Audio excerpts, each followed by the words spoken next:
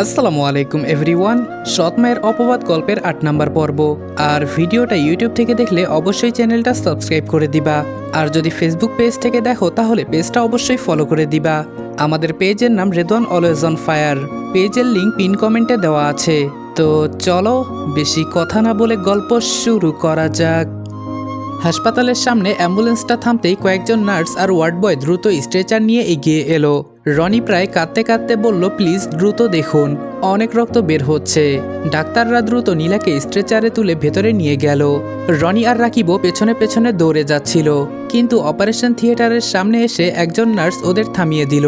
Nurse বলল, আপনারা বাহিরে অপেক্ষা করুন আর আপনাদের গার্জিয়ানকে ফোন দিন এখানে আসার জন্য। দরজাটা বন্ধ হয়ে যেতেই চারপাশটা কেমন নিস্তব্ধ হয়ে গেল। রাকিব দেয়ালের সাথে হেলে ধীরে ধীরে ফোন হাতে নিয়ে নীলার পরিবারকে ফোন দিয়ে জানালো নীলার কথা। সেই সাথে বাড়িতে ফোন দিয়ে আমিনা বেগম ও মাহবুব রহমানকে সবকিছু খুলে বলল। রনি কিছু বলতে পারছিল না।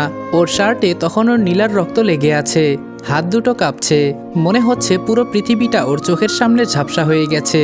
হঠাৎ রনি দেয়ালে জোরে ঘুষি মারল আর বলল, সব দোষ আমার। রাকিব চমকে তাকালো। রনি ভাঙা গলায় বলল, আজকে যদি আমি ওকে বলতে না যেতাম, যদি ও আমাকে বাঁচাতে না আসতো, তাহলে আজকে এই অবস্থা হতো না। রাকিব উঠে এসে শক্ত করে রনির কাঁধ ধরে বলল, চুপ কর, একদম চুপ, এটা তোর দোষ না। রনি কাপা গলায় বলল, আমার জন্যই এমন হয়েছে। রাকিব বলল, আমি বলেছি এটা তোর দোষ না। দুজনেই থেমে গেল। কয়েক সেকেন্ড শুধু নিঃশ্বাসের শব্দ শোনা গেল করিডোরে। তারপর রনি ধীরে ধীরে মাথা নিচু করে বলল, আজকে যদি নীলার কিছু হয়ে যায়, আমি নিজেকে কোনোদিন ক্ষমা করতে পারবো না রে রাকিব। অপারেশন থিয়েটারের লাল বাতিটা এখনো জ্বলছে। করিডোর জুড়ে চাপা নীরবতা, শুধু মাঝে মাঝে নার্সদের দ্রুত হেঁটে যাওয়ার শব্দ শোনা যাচ্ছে। রনি মাথা নিচু করে বেঞ্চে বসে আছে, দু হাতে আঙ্গুল শক্ত করে জড়িয়ে রেখেছে, চোখ দুটো লাল হয়ে গেছে কান্নায়। রাকিবও চুপচাপ দাঁড়িয়ে আছে জানালার পাশে। বাহিরে রাত নেমে গেছে। হাসপাতালের সাদা আলোয় সবকিছু আরো বেশি ভয়ঙ্কর লাগছে। ঠিক তখন ওই করিডোরে দ্রুত পায়ের শব্দ হলো।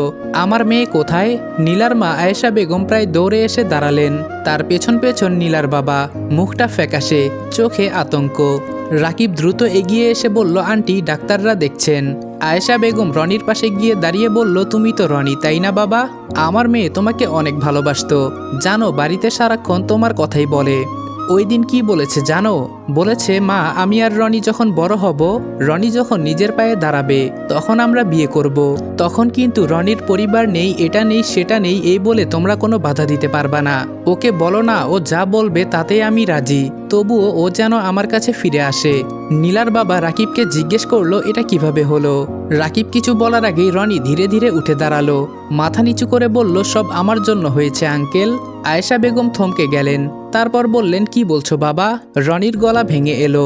রনি বলল, গাড়িটা আমার দিকে আসছিল, নীলা আমাকে সরিয়ে না দিলে আজকে এই অবস্থায় ও না আমি থাকতাম। কথা শেষ হওয়ার আগেই ওর গলা আটকে গেল। কয়েক সেকেন্ড কেউ কিছু বলল না। তারপর নীলার বাবা সাইফুল ইসলাম ধীরে ধীরে রনির সামনে এসে দাঁড়ালেন। সবাই ভেবেছিল হয়তো তিনি রেগে যাবেন, কিন্তু তিনি শুধু কাপা হাতে রনির কাঁধে হাত রেখে বললেন, বাবা, দুর্ঘটনা কারো হাতে থাকে না, তুমি নিজেকে দোষ দিও না। এই কথাটা শুনে রনির চোখ দিয়ে পানি গড়িয়ে পড়ল।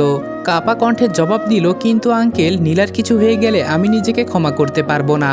ঠিক তখনই আবার করিডোরে শব্দ হলো।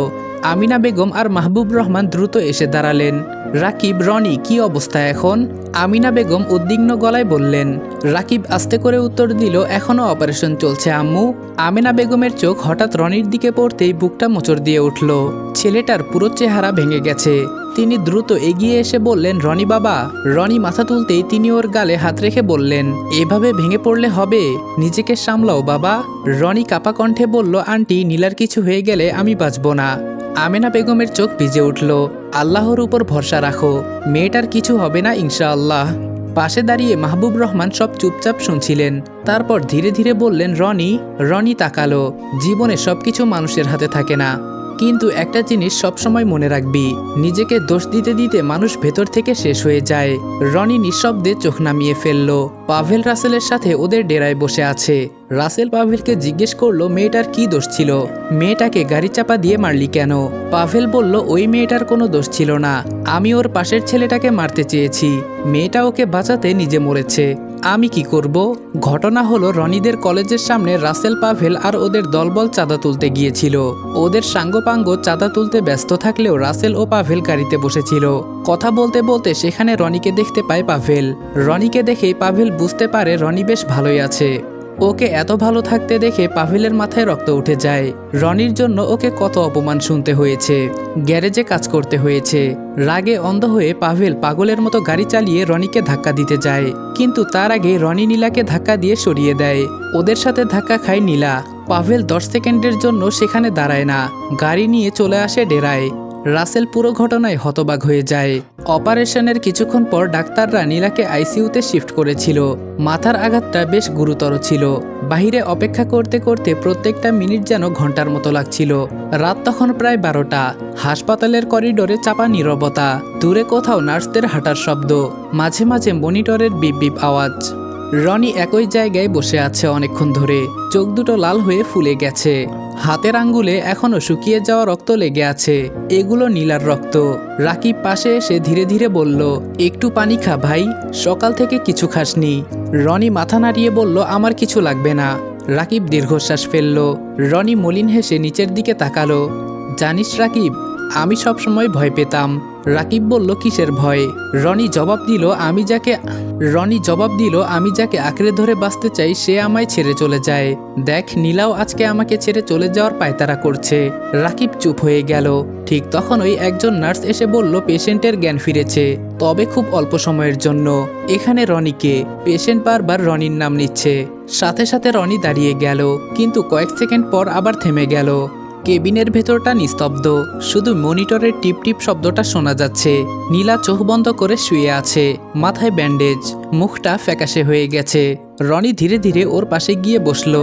কিছুক্ষণ তাকিয়ে রইল শুধু, তারপর খুব আস্তে করে বলল, নীলা। নীলার চোখের পাতা কেঁপে উঠল। ধীরে ধীরে চোখ খুলে তাকালো ওর দিকে। দুর্বল ঠোঁটে ছোট্ট একটা হাসি ফুটল।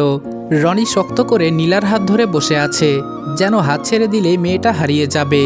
ঠিক তখনই নীলা খুব আস্তে করে বলল, রনি। রনির সাথে সাথে ঝুঁকে পড়ল। আমি আছি। কিছু লাগবে তোমার? পানি খাবা?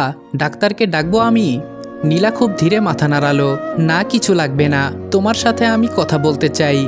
রনির বুকটা কেঁপে উঠল। সে জোর করে হাসার চেষ্টা করে বলল, এসব কথা পরে হবে, আগে তুমি সুস্থ হও, তারপর সারা রাত গল্প করব, ঠিক আছে? নীলা দুর্বল হেসে ফিসফিস করে বলল, আমার মনে হয় সময় বেশি নেই। রনি প্রায় কেঁদে উঠল। রনি কান্না করে দিয়ে বলল, চুপ, এমন কথা আর একবারও বলবে না। নীলা কষ্ট করে হাতটা একটু শক্ত করলো। প্লিজ, আজকে আমাকে থামিও না। রনি নিঃশব্দে মাথা নিচু করলো, চোখ থেকে টপ টপ করে পানি পড়ছে। নীলা ধীরে ধীরে বলতে লাগলো, জানো, আমি সবসময় ভয় পেতাম তুমি যদি কোনোদিন আমাকে ছেড়ে চলে যাও। রনি কাপা গলায় বলল, আমি কোথাও যাচ্ছি না, আমি এখানেই আছি। নীলা মলিন হেসে বলল, কিন্তু আজকে মনে হচ্ছে আমাকেই যেতে হবে। রনি এবার মাথা নিচু করে কাঁদতে লাগলো। না নীলা, প্লিজ আমাকে একা করে যেও না। নীলার চোখের কোণ ভিজে উঠল। তুমি জানো, আজকে যখন গাড়িটা তোমার দিকে আসছিল আমার একটুও ভয় লাগেনি, শুধু মনে হচ্ছিল তোমার কিছু যেন না হয়। রনি নীলার হাত কপালে ঠেকিয়ে ফুপিয়ে উঠে বলল, কেন করলে এমন? কেন? নীলা বলল, কারণ আমি তোমাকে খুব ভালোবাসি। কথাটা বলেই নীলা কিছুক্ষণ চোখ বন্ধ করে রইল। নিঃশ্বাসটা আরো ভারী হয়ে উঠেছে। রনি আতঙ্কিত গলায় ডাক্তার ডাক্তার বলে চিৎকার করে উঠল, কিন্তু নীলা খুব আস্তে করে মাথা নাড়িয়ে বলল, না, আগে আমার কথা শুনো। রনি কান্না আটকে ওর দিকে ঝুঁকলো। নীলা ফিসফিস করে বলল, আমার একটা আফসোস ছিল, তুমি কোনোদিন আমাকে ভালোবাসো কিনা সেটা জানতে পারিনি। রনি কাঁদতে কাঁদতে বলল, আমি ভালোবাসি তোমাকে, অনেক ভালোবাসি, তুমি শুধু একবার সুস্থ হয়ে যাও। নীলার ঠোঁটে খুব ছোট্ট একটা হাসি ফুটল। এই কথাটাই শুনতে চেয়েছিলাম।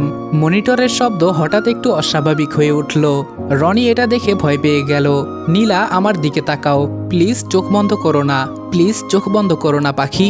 নীলা শেষবারের মতো কষ্ট করে চোখ খুলল। দৃষ্টিটা স্থির হয়ে রইল শুধু রনির মুখে। তারপর খুব আস্তে করে বলল, ভালোবাসি। শব্দটা মিলিয়ে যেতে হাতের চাপটা ধীরে ধীরে দুর্বল হয়ে গেল। মনিটরে টানা শব্দ ভেসে উঠল। রনির পুরো পৃথিবী যেন সেই মুহূর্তে থেমে গেছে। নীলা, কোনো সাড়া নেই। রনি আবারও ডাকলো, নীলা।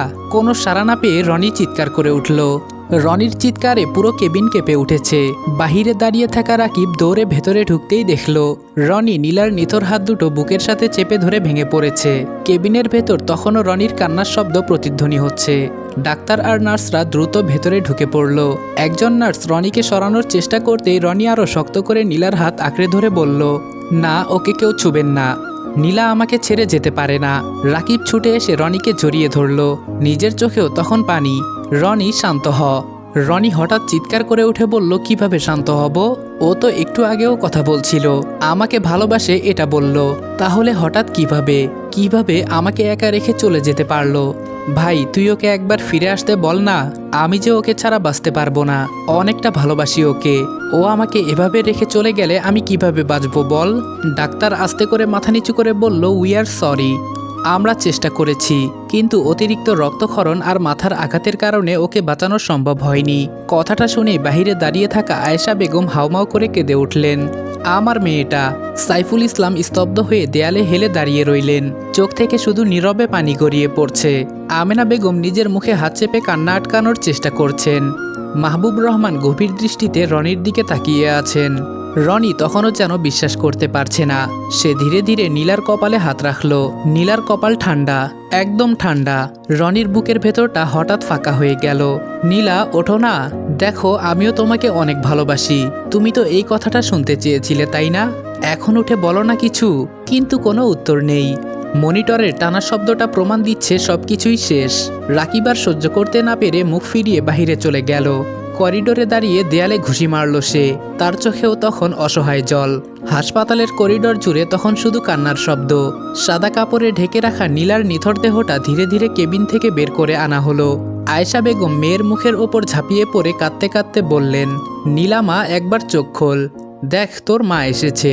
নার্সরা কষ্ট করে তাকে সরানোর চেষ্টা করছে, কিন্তু একজন মায়ের বুক ফাটা কান্না থামানোর ক্ষমতা যেন কারো নেই। সাইফুল ইসলাম নিঃশব্দে দাঁড়িয়েছিলেন।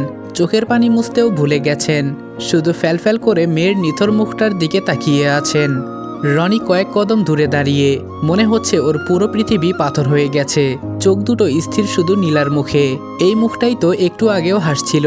এই ঠোঁটই তো একটু আগে বলেছিল ভালোবাসি। তাহলে এখন এত চুপ কেন? রনি ধীরে ধীরে সামনে এগিয়ে এলো। কাপা হাতে সাদা কাপড়টা একটু সরিয়ে নীলার মুখটা দেখল। একদম শান্ত, মনে হচ্ছে ঘুমিয়ে আছে। রনির ঠোঁট কেঁপে উঠল। নীলা, ওঠো না প্লিজ। সবাইকে বলো এটা মিথ্যে। কিন্তু কোনো উত্তর নেই। রনি হাঁটু গেড়ে বসে পড়ল। তারপর ধীরে ধীরে নীলার ঠান্ডা হাতটা নিজের দুই হাতের মাঝে নিয়ে ফুপিয়ে উঠল। আমি তো আজকেই বলতে চেয়েছিলাম আমি তোমাকে কতটা ভালোবাসি। কেন চলে গেলে আমাকে ছেড়ে? রাকিব পাশে দাঁড়িয়ে চোখ মুছছিল। আজকে প্রথমবার সে বুঝতে পারলো কাউকে হারানোর কষ্ট মানুষকে ভেতর থেকে কতটা ভেঙে দিতে পারে। পরদিন সকালে নীলাদের বাড়ির সামনে মানুষের ভিড়। চারপাশে শুধু কান্না আর শোকের ভারী পরিবেশ। সাদা কাফনে মোড়ানো নীলাকে মাঝখানে শুইয়ে রাখা হয়েছে। আয়েশা বেগম বারবার মেয়ের মাথায় হাত বুলিয়ে দিচ্ছেন। এইভাবে কেউ মাকে ছেড়ে যায় রে মা? তুই না বলেছিলি আমাকে কখনো একা করে যাবি না? পাশে বসা কয়েকজন মহিলা তাকে সামলানোর চেষ্টা করছে, কিন্তু তিনি বারবার মেয়ের হাত ধরে কেঁদে উঠছেন। রনি দূরে দাঁড়িয়ে সব দেখছে। তার মনে হচ্ছে এই পৃথিবীতে আর কিছুই অবশিষ্ট নেই। হঠাৎ ওর চোখ পড়ল নীলার মুখের দিকে। কাফনের ভেতরেও মুখটা অদ্ভুত শান্ত, যেন সব কষ্ট থেকে মুক্তি পেয়েছে। রনির বুকটা আবারও মোচড় দিয়ে উঠল। ধীরে ধীরে সামনে গিয়ে বসে পড়ল। কেউ বাধা দিল না। রনি নীলার মুখের দিকে তাকিয়ে বলল, তুমি অনেক বড় একজন স্বার্থপর নীলা। এভাবে সব কষ্টের ভাগ আমাকে দিয়ে নিজে কি সুন্দর পালিয়ে গেলে। চারপাশে দাঁড়িয়ে থাকা মানুষগুলো নিঃশব্দে চোখ মুছছে। রনি নিচু হয়ে নীলার কপালে কাঁপতে কাঁপতে একটা চুমু খেলো। ভালো থেকো নীলা। এই কথাটা শুনে রাকিব মুখ ফিরিয়ে কেঁদে ফেলল। জানাজার সময় পুরো এলাকা নিস্তব্ধ হয়ে গেল। ইমামের দোয়ার শব্দ ভেসে আসছে, আর রনি দাঁড়িয়ে আছে একদম পেছনে। দোয়া পড়তে পড়তে ওর চোখ ঝাপসা হয়ে যাচ্ছে। বারবার শুধু একটা কথাই মাথায় ঘুরছে, নীলা আর নেই। মানুষজন ধীরে ধীরে নীলাকে কবরের দিকে নিয়ে যেতে লাগলো। ঠিক তখনই রনি হঠাৎ সামনে এগিয়ে গেল। কবরের পাশে বসে মুঠো ভর্তি মাটি হাতে নিল। রনির হাত কাঁপছে ভয়ঙ্করভাবে। তারপর কাঁদতে কাঁদতে বলল, এই মাটির নিচে আমার পুরো পৃথিবীটাকে রেখে যাচ্ছি। মুঠো ভর্তি মাটিটা ধীরে ধীরে কবরের উপর ছুঁড়ে দিতে রনি আর নিজেকে সামলাতে পারল না। সে হাউমাউ করে কান্না করে উঠল নীলা বলে। চারপাশের মানুষ স্তব্ধ হয়ে গেল। রাকিব দৌড়ে এসে ওকে জড়িয়ে ধরল, কিন্তু রনি শুধু একটা কথাই বারবার বলছে, ও আমাকে বাঁচাতে গিয়ে চলে গেল। আকাশটা তখন মেঘে ঢেকে গেছে। হালকা বাতাসে কবরের পাশের গাছের পাতাগুলো নড়ছে। আর রনির মনে হচ্ছে তার জীবনটাও আজকে নীলার কবরে চাপা পড়ে গেল। আসসালামু আলাইকুম এভরিওয়ান। সৎ মায়ের অপবাদ গল্পের ৮ নাম্বার পর্ব এখানেই শেষ করলাম। আর আজকের ভিডিওটা তোমাদের কাছে কেমন লেগেছে এটা অবশ্যই কমেন্টে জানাবা। যদি আমি নিজের মতামত দিতে যাই তাহলে বলতে হবে আজকের গল্পটা আমার কাছে অনেকটাই ইমোশনাল লেগেছে, কারণ আমি একটা ভয়েস আর্টিস্ট হয় যে কোনো ক্যারেক্টারের ভয়েস দিতে গেলে আমার সেই ক্যারেক্টারের ভিতরে ঢুকতে হয়। তো সেই সুবাদে আমার মনে হয় ওই ক্যারেক্টারের সাথে যা হচ্ছে ওইটা আমার রিয়েল লাইফে আমার নিজের সাথেই ঘটতেছে। আর আজকে ভয়েস ওভারটা করতে গিয়ে আমার অবস্থা একদমই বাজে হয়ে গিয়েছে। কতবার যে নিজের ভেতরে চাপা কষ্ট অনুভব করেছি তা বলার বাহিরে। আর তোমাদের কাছে রিকোয়েস্ট থাকবে আজকের ভিডিওতে কমেন্ট করে জানাবা গল্পের কোন পার্টটা তোমাদের ভালো লেগেছে অথবা খারাপ লেগেছে। তোমাদের মন্তব্যের উপর ভিত্তি করে আমরা পরবর্তী গল্পগুলা অথবা পরবর্তী পার্টগুলা সেভাবে সাজানোর চেষ্টা করব, অথবা আমাদের যদি কোনো ভুল থাকে ওইটাও আমরা আপডেট করার চেষ্টা করব, ওইটা আমরা সমাধান করব। আর যেটা তোমাদের ভালো লাগবে ওইটাকে আরও ইউনিকভাবে সামনে প্রেজেন্ট করার চেষ্টা করব। আর যে অংশটুকু তোমাদের ভালো লাগবে ওইটা পরবর্তী গল্পগুলোতে আরও ইউনিকভাবে তোমাদের সামনে তুলে ধরার চেষ্টা করব। তো আজকের ভিডিওতে 5000 লাইক এবং 500 কমেন্টের টার্গেট দিলাম। জানি আমি বললেও তোমরা পূরণ করবা না, তারপরেও বললাম যদি ভালো লাগে তাহলে পূরণ করবা, আর ভালো না লাগলে তো কোনো কথাই নেই। তো আজকের মতো বিদায় নিচ্ছি প্রিয়। ভিডিওটা ভালো লাগলে লাইক করে দিও, কিছু আবালদের কেটে দে বলেজ। তোমাদেরকে জানাই আল্লাহ হাফেজ।